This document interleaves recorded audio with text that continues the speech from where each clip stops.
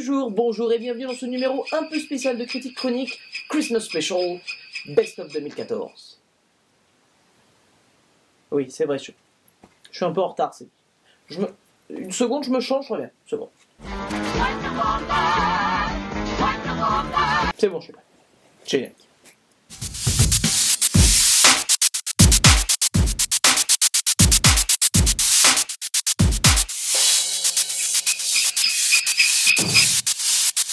Pour cette édition spéciale, je vais vous présenter en exclusivité mondiale et en j'en ai rien à foutre aux visions, mes films préférés de cette année. Mais avant, je vais vous donner mes prix de l'année, que cela soit au niveau du meilleur acteur, du meilleur metteur en scène et plein d'autres catégories diverses et variées.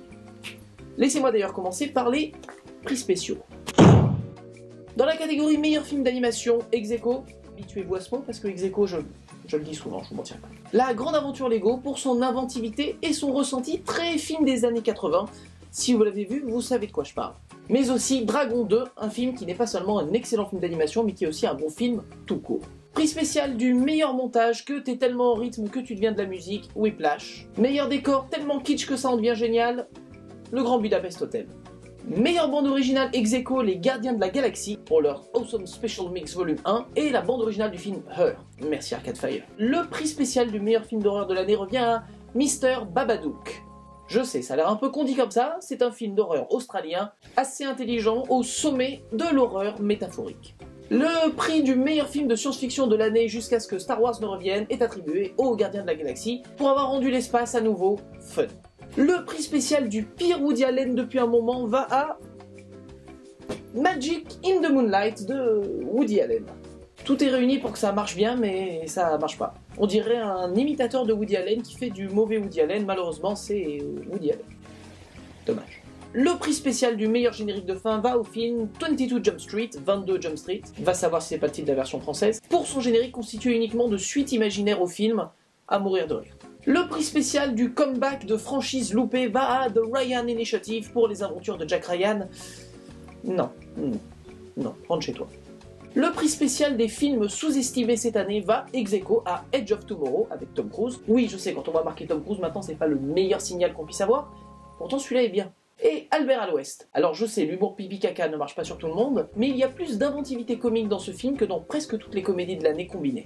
Le prix de la meilleure adaptation ex aequo va à Astérix et le Domaine des Dieux de Louis Clichy et Alexandre Astier, adaptation quasiment parfaite d'un album d'Astérix, et Beaucoup de bruit pour rien de Joss Whedon, qui adapte Shakespeare de manière contemporaine, en gardant le texte original de manière très intelligente, un peu comme l'avait fait à l'époque Baz Luhrmann avec Roméo plus Juliette. Ça me coûte de vous dire ça parce que, à part Roméo et Juliette, Baz Luhrmann, je le déteste. Le prix spécial du pire remake, on se demande pourquoi et comment, va évidemment à Old Boy de Spike Lee. Pourquoi ? Comment ? C'est un mystère, je sais pas. Spike Lee, ça fait un moment que là... Et le dernier prix spécial est le prix du film le plus surestimé de l'année, et il va à American Bluff. American Bluff, réalisé par David Russell, qui essaye de se faire passer pour Scorsese, mais qui n'y arrive pas. Comparaison n'est pas raison, faut arrêter David. Je ne saurais vous dire à quel point ça m'a énervé d'avoir autant de gens qui se gargarisaient devant ce film, qui, au bout du compte, ne présentent rien de novateur ni d'intelligent. L'heure est venue maintenant de parler de récompenses.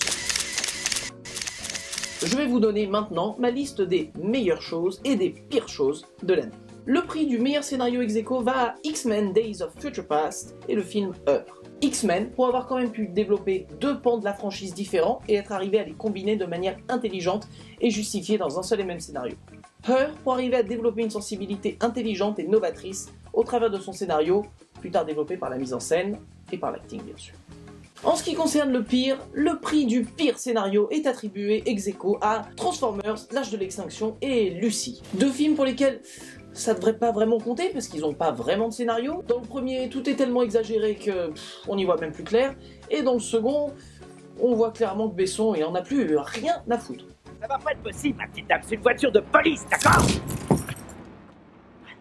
Ok. Le prix de la meilleure suite, ex aequo, va à Dragon 2 et à La Planète des Singes, l'affrontement, ou quand les suites ont vraiment quelque chose à dire. Pire suite, ou quand les suites n'ont vraiment plus rien à dire, ex aequo, Les Trois Frères, le retour, parce que même l'humour semble avoir des fois une date de péremption, et Sin City, J'ai tué pour elle, parce que 7 ans plus tard, trop tard. Le prix de la mise en scène va ex aequo à Martin Scorsese pour Le Loup de Wall Street et à Steve McQueen pour 12 Years a Slave. Le prix de la pire mise en scène revient à David Ayer pour le film Sabotage. Le prix de la meilleure fin de film va à Whiplash de Damien Chazelle. Le prix de la pire fin revient ex aequo à Hunger Games, La Révolte, première partie et Le Labyrinthe. Parce que des fins de films qui se finissent sur des cliffhangers, c'est pas des fins, c'est des cliffhangers. Ça, c'est ce qu'on voit à la télé. Le prix de la meilleure actrice va à Rosamund Pike pour le film Gone Girl de David Fincher. Le prix de la pire actrice va à Kaya Scodelario pour le film Labyrinthe. Parce que essayer de copier l'acting de Kristen Stewart, l'héroïne des Twilight, avec sa mono-expression, pas un bon plan de carrière.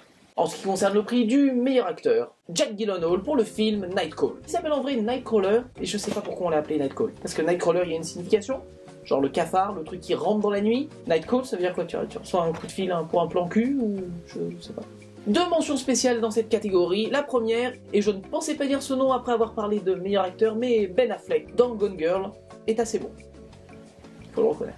Et un prix spécial duo pour la relation père-fils de Robert Downey Jr. et Robert Duvall dans le film Le Juge. Le prix du pire acteur revient à Arnold Schwarzenegger pour le film Sabotage. Meilleur méchant ou anti-héros ex aequo, Jack Gyllenhaal pour son personnage de Lou Bloom dans Nightcall, et J.K. Simmons pour son rôle de Terrence Fletcher dans le film Whiplash. Pire méchant anti-héros, le méchant de Dragon 2. Tellement inutile que je me souviens même pas de son nom. J'ai même pas eu envie de chercher ce que c'était. Il sert à rien. Enfin, le prix du meilleur héros est attribué à Star-Lord dans Les Gardiens de la Galaxie. Un héros un peu fun avec lequel on se marre. Ça fait du bien. Ça fait du bien.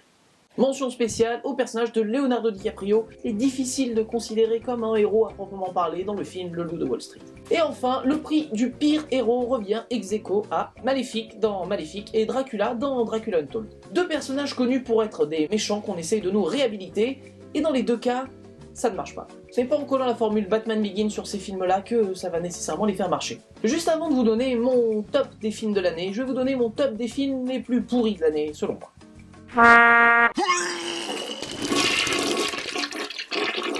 Et les pires films de l'année sont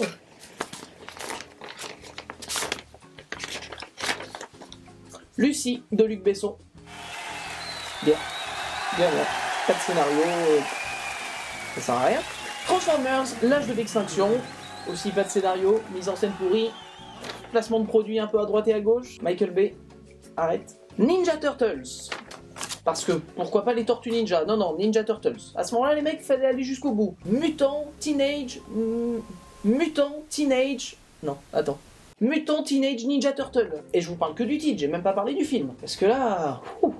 trop long, laisse tomber. Non-stop, avec Liam Neeson qui fait du Taken dans un avion. Arrête aussi, Liam, rentre chez toi aussi, arrête, ça suffit. Là. Bonne chance.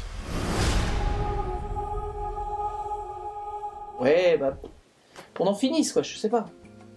Qu'il meurt à la fin. Expendables 3. Alors qu'est-ce qu'on fout ici? Parce que quand l'hommage devient ridicule, c'est plus drôle, quoi. Et enfin, Sabotage de David Ayer. Un film tellement mauvais que si vous l'avez vu, je compatis. Si vous l'avez pas vu, fuyez. Loin.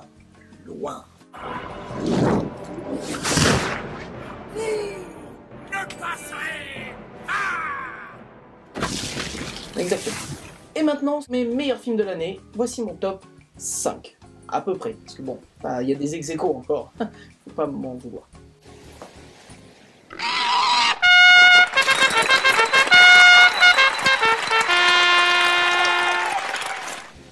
Suspense. À la 5e place, ex aequo, je vous avais prévenu, Dragon 2 de Ding de Blois et Nightcrawler ou Nightcall comme vous voulez de Dave Gilroy. À la 4e place, Gone Girl de David Fincher. 3e, Le Loup de Wall Street de Martin Scorsese.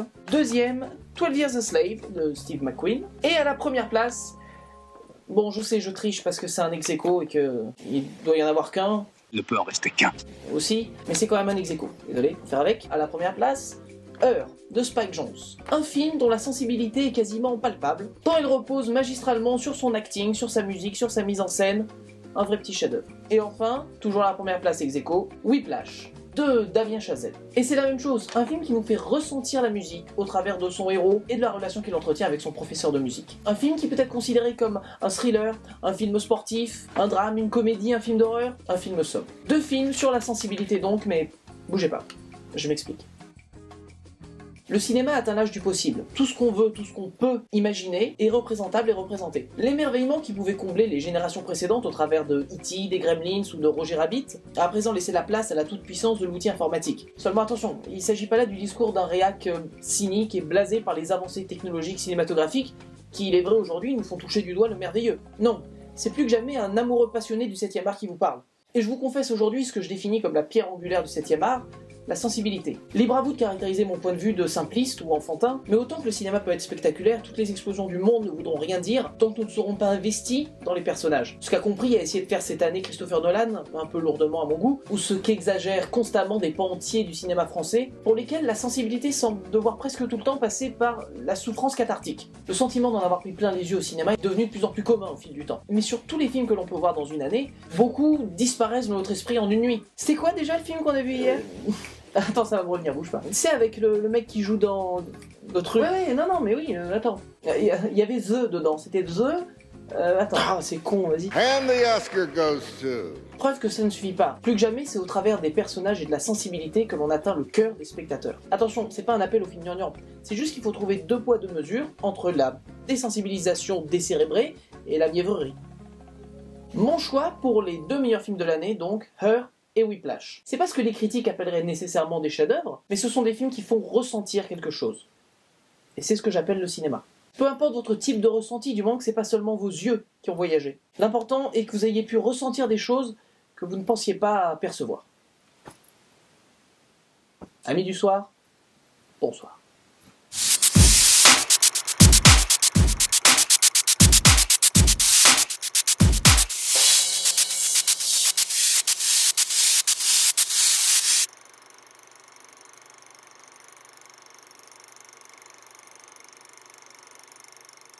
Le prix de la meilleure suite ex aequo va à Dragon...